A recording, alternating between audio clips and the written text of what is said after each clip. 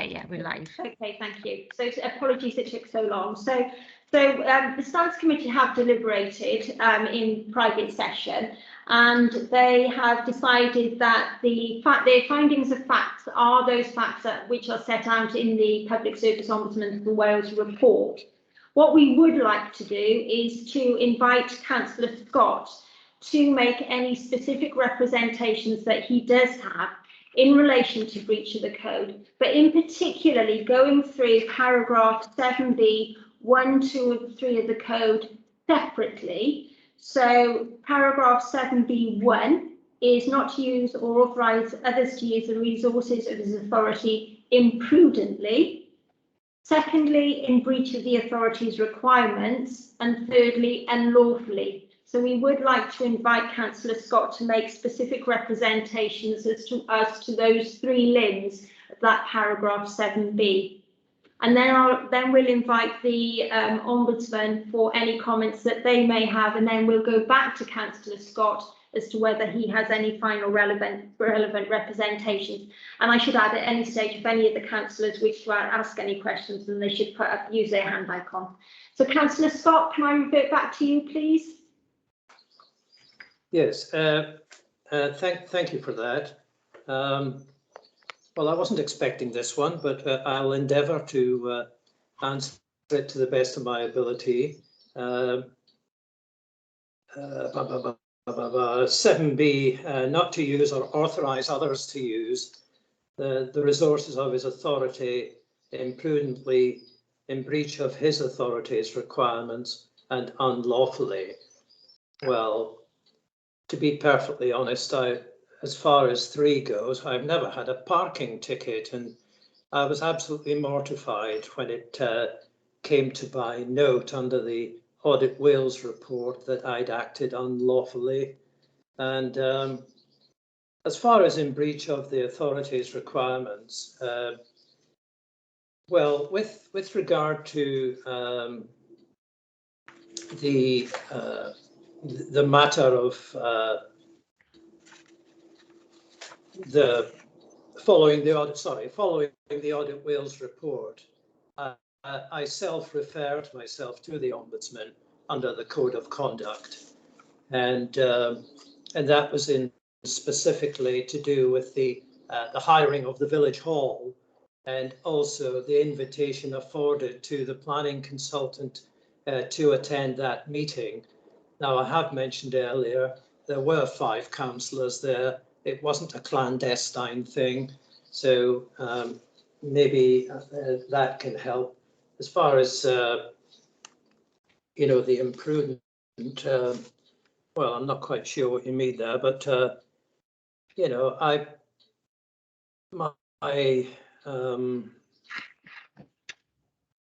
you know, I feel uncomfortable at this whole thing, actually, and trying to, you know, come up with a reasoned response to this sort of question. So I'm not sure on that. Can you just clarify that your interpretation of imprudent? I don't know, Catherine, whether you would like to answer that question as to how the Ombudsman would interpret that word. Yes, thank you, Tracy, and thank you, Chair. There is no formal definition of the word imprudent in the Code of Conduct, and I'm sure you will have noted that. The reason the Ombudsman included all 3 of those provisions in his report was really on the back of the Auditor General's findings. And as I mentioned earlier, although perhaps acting rather naively and in an inexperienced way when he was commissioning the planning consultant, the fact that he did not realise that he was in a position of authority, that Councillor Scott sort of naively engaged, appeared to the Ombudsman that he had acted imprudently in relation to the expenses which arose as a result of his actions. So that's where I would argue that the breach there lies. Obviously, Councillor Scott may wish to reply and ask you to take a different interpretation of that, but we believe it follows from the Auditor General's findings, and the fact that he really did not engage with his responsibilities as chair. As I say, there may be other mitigating factors. For example, if you feel the council's arrangements were not as they should have been as a corporate body. But I would submit, Chair, that imprudent here means acting rather recklessly and without recognising his position of responsibility. If I can continue, please, Chair. Thank you very much for that. That is helpful. I would like to point out that the Audit Wales report stated in November 2019 that the Council's standing orders and financial regulations were inadequate. I would also note that those matters have been corrected. You may well wonder, where is the Mumbles Community Council now? Well, following the staffing appointment of a responsible financial officer, it has lightened the workload of the clerk, and closer watch is made on the accounting and finances. And where necessary, the use of virement is now common practice. Fortunately, Mumbles Community Council is in a better place to ensure this situation will not arise again.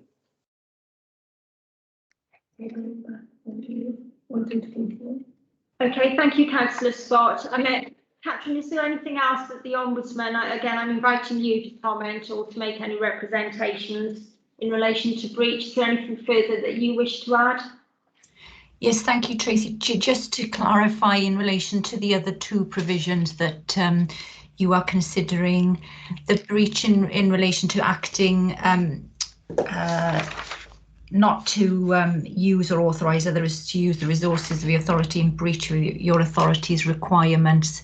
That really stems from the financial regulations and standing orders that are referred to in the report, and also that are again the foundation for the Auditor General's public report in this matter.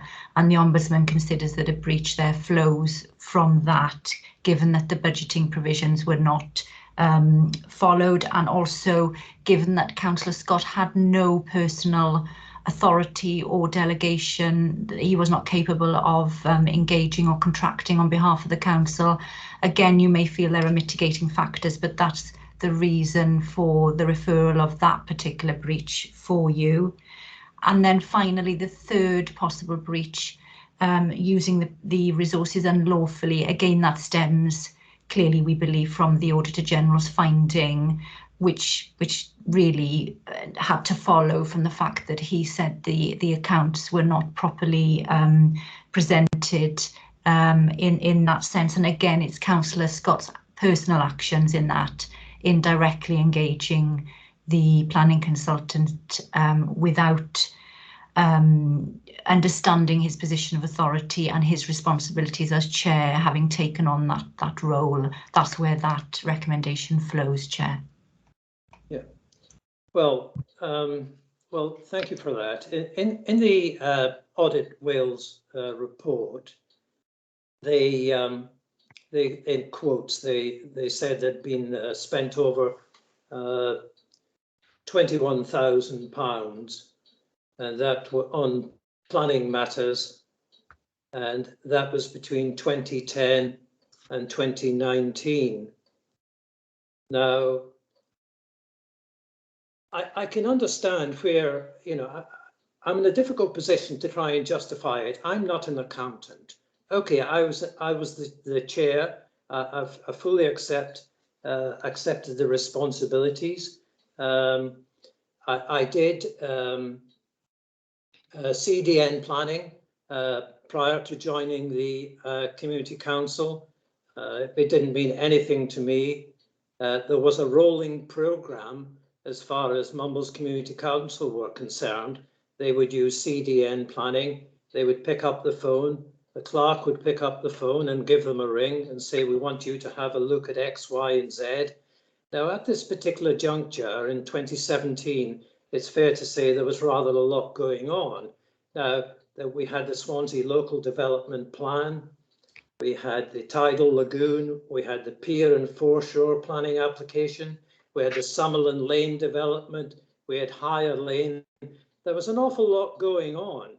Now, as has been said, there was £3,000 in the budget for planning matters, which quite obviously was totally inadequate. Now, I've said out just now, you know, there is the facility for the environment. Now, if environment had been conducted at that particular time to increase the planning budget allocation, we wouldn't even probably be discussing these matters. So, as far as the accounting side and the finances of it, you know, I never, I worked through the clerk, to be perfectly honest, and I'm choosing my words very carefully here. It was the clerk that had the responsibility of addressing the accounts and putting them through for the accountant for it to be forwarded to the Audit Wales to be signed off, etc. Well, you may well think, well, I should have had my eye on this. Well, quite obviously, I certainly didn't. But on the other hand, because the council were operating, shall we say, with where's my notes gone? That the standing orders, with the standing orders and the financial regulations were considered inadequate. Well, quite obviously they were inadequate. You know, if they had been better placed in that department, bearing in mind, we're talking at a very early juncture here, you know, when I went into the council. And we're now in 2021 now, there's a lot being done to address the situation that the Mumbles Community Council found itself in with the accounting. Now, I don't know if that helps at all. I'm not trying to make some wriggle room here. You know, I made mistakes, yes, and it's up to the powers that be that that quotes unlawfully. I find that horrifying, that word actually. But if that's what they deem, that's what they deem. But I never entered into any financial arrangement with CDN planning. Excuse me.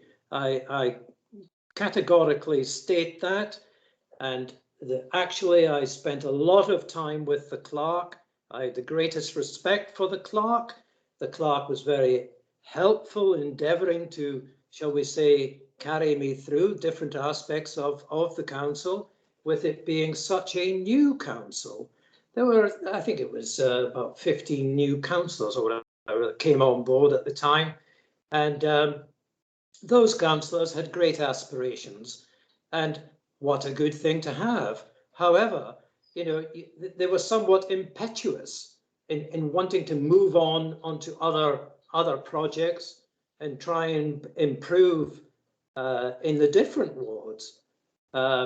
Speaking for myself, I've done what I can for the Newton Langland Caswell ward, and but it has been an uphill struggle, to be perfectly honest, and but we are getting there. You know, we are, shall we say, a council that's proactive, and we are trying to provide facilities that ought to have been provided previously, many years ago. You know, the changing rooms in Underhill Park, as an example, they were the canteens in the Second World War for the American forces, for goodness sake. You know, as a council, we've gone to the Welsh Government and we've taken out a substantial loan.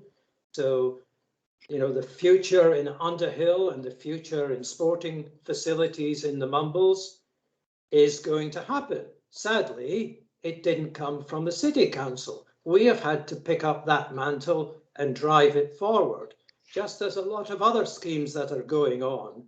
You know, it's Langland tennis courts alone. know, they were just left to fall into total disrepair.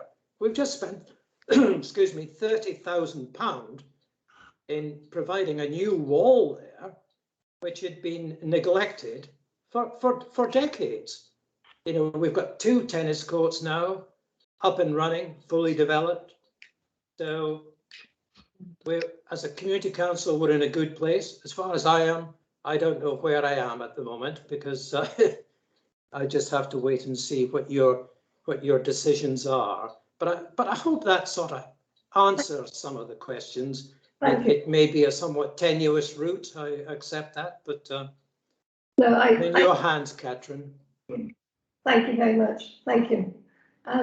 What we will do. Okay. Can I just ask if any of the members of the standards would wish to ask any further questions? Oh, Mike Lewis, please. Yes, thank you, Chair. Just one or two, if I may. Councillor Scott, I think you just said that you didn't authorise any financial payments to CDN. Can I just ask a couple of questions, please? Did you understand the CDN was a private company? Yes, I fully understood that, yes. Thank you. And do you understand that private companies are normally there to make profits? Well, yes, of course I do. I mentioned that actually with regards to housing development. Okay. But as far as the negotiation by way of payment, that was a matter that the clerk would deal with. It wasn't a matter, and it certainly wasn't my place to cut a deal with CDN or any other party. I never got involved in any of the financing. Yes, I invited Mr. Graham Carlisle of CDN to speak on behalf of MCC on a number of projects, but that was done in the presence of the clerk. The clerk would be there, the clerk would ring up CDN, he'd get Graham Carlisle on the phone, and he'd say, oh, we've got this project a thing that's happening at the moment, and we want you to have a look at it. I'll put you onto the chair, and my expressions then would be in the presence of the clerk. You know, I'm sorry to get across you, Councillor Scott. I'm just specifically interested in when you asked CDN to attend the October public meeting, yeah, and the December residents meeting. Was it your, why would you say to the committee that you thought that those would be free of charge? Well, I didn't say to the committee that I thought those were going to be free of charge. What I was saying to the committee was that I did invite Graham Carlisle to the public meeting, and I did invite Graham Carlisle to the meeting at the residents' house, and I've given you the reasons why I did that, because what we were talking about was a very sensitive matter going on. Now, as far as the financing of it, it was up to Graham Carlisle to submit his fees or his dues to the clerk. I never discussed anything on financing. Thank you, Councillor Scott. That's really helpful. Chair, that's all I have. Thank you. Is there anybody else in committee that would wish to make any comments or any questions raised? No? No. Okay, so in which case, Tracy, we would go back into the room to take the stage 3 then.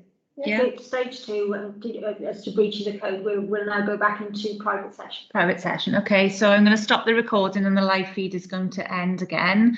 As again, for any of the members of the public, once we come back into private session, the live stream will recommence, and you may want to keep refreshing your browser as it might not automatically reappear. So we're going to stop the stream now and go into private session, and I'll be asking Councillor Scott and the Ombudsman to leave the meeting again. And we'll be calling them back in, yes, in a little while. If you could be on standby again, please. Thank you.